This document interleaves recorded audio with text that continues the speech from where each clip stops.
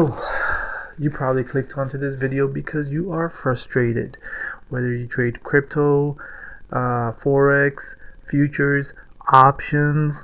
Yes, I know you dirty devils love to play with options, but I, for myself, prefer futures. I've traded them for about the past 4 years, but I've been in the market about 6, and these are some of the things that I have learned.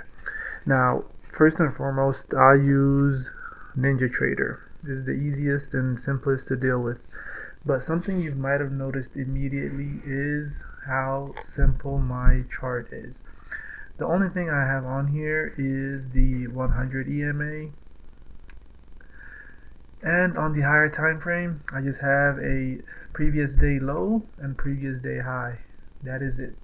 Whenever it's near here, I look for up excuse me, I look for upward movement, and whenever it's up here, I'll look for downward movements. But anyway, let's get down to the 5 minutes and show you. Today was pretty wild. Took a few trades I did not like, got stopped out a few times, made a few mistakes, but that is the biggest thing. As a trader, your biggest opponent is your mind. As a lot of other great traders have said, it's not about the market more, it's about your mind, right? The market is random as hell. It does not care who you are or what you're doing. It goes up and down whenever it wants. It's pretty random. That's actually why I have this chart right here. As you can see, it's heads and tails for about 256, I think, squares, and approximately half of them are black and half of them are white. Now, I didn't really count, but it just looks like that. This is to remind me that every single trade is 50-50. Now, how do you get an edge? Well, you figure out something that works for you. Now, what I do basically is I look for resistance and support. Excuse me, I can't talk today.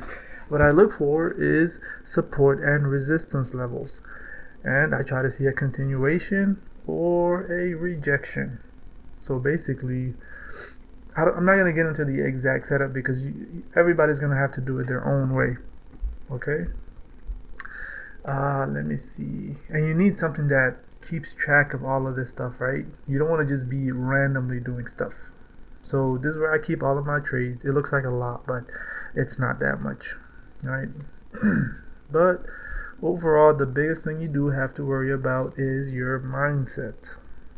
If you have a bad